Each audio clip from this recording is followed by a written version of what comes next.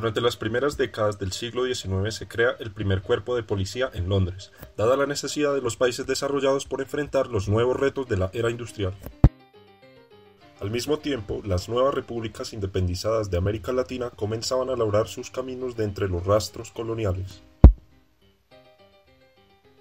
En esta época, el sereno se convertiría en el sustento y garante de las necesidades de seguridad y orden social para las pequeñas ciudades colombianas.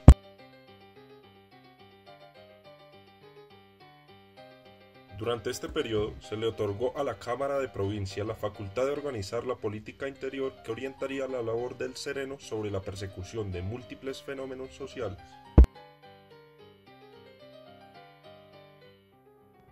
En las ciudades, la principal preocupación era el control de la vagancia y la mendicidad, por lo que en 1836 se pretendió crear un listado de quienes hubiesen sido acusados de estos delitos con el fin de perseguirlos.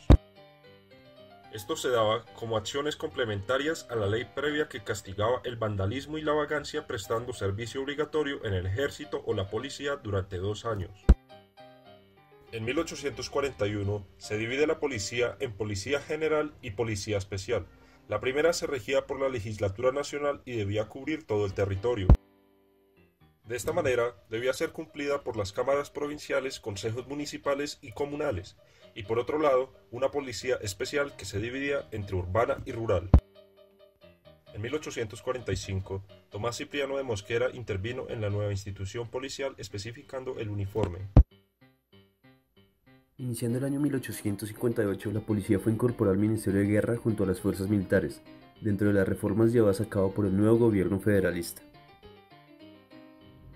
Las nuevas provincias independientes recientemente formadas tenían la autonomía de establecer sus propios códigos civiles, fiscales, de elecciones y de policía, dando como resultado la formación de nuevos cuerpos militares y de gendarmes desagregados del control nacional. El Código de Policía de la provincia de Cundinamarca es una muestra de las funciones dadas a la policía, que desde sus orígenes eran atribuidos con tantas labores que no podían ser llevadas a cabo. Debían dedicarse tanto a funciones militares como al control social, político y judicial dentro de las ciudades.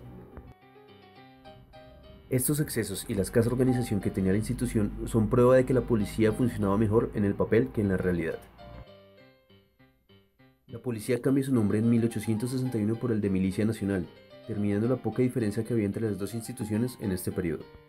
Al mando de Tomás Cipriano de Mosquera, se consolida el proyecto federalista con la Constitución de Río Negro en 1863.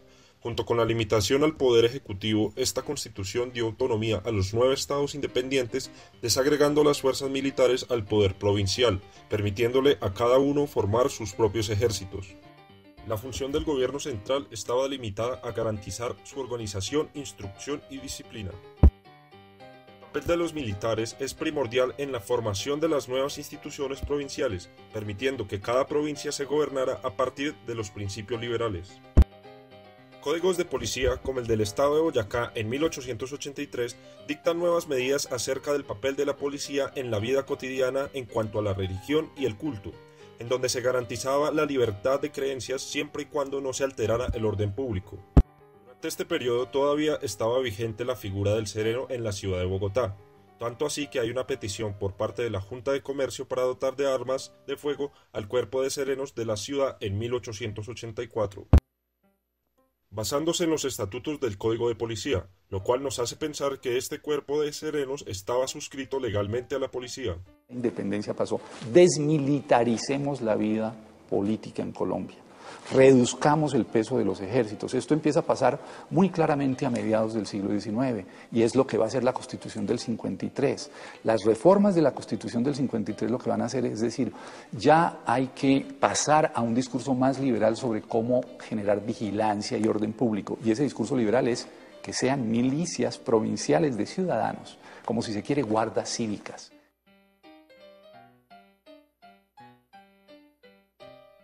La regeneración termina con las instituciones del liberalismo radical, dándole nueva vida al poder central, al igual que un rol protagónico al Ejecutivo y centralizando de nuevo las fuerzas militares. Profesionalizar la policía se volvió una necesidad para asegurar el nuevo orden constitucional, ya que la transición entre regímenes políticos tan radical hacía necesario buscar control político para evitar ataques y conspiraciones contra el establecimiento con el fin de mantener el orden y la estabilidad.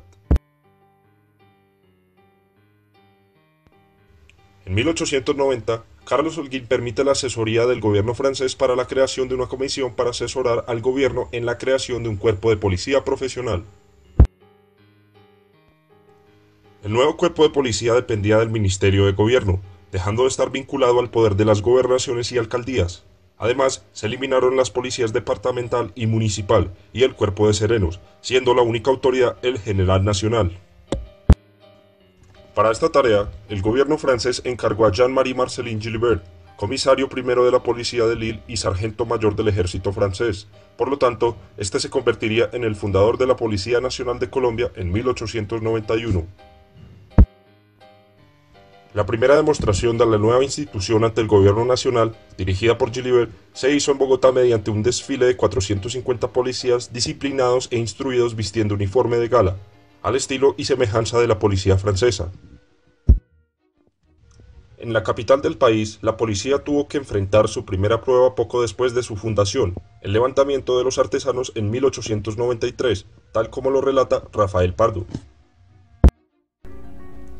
En 1893, este gremio fue protagonista de un motín provocado por la publicación de 4 artículos titulados La Miseria, escritos por Ignacio Gutiérrez en el periódico Colombia Cristiana.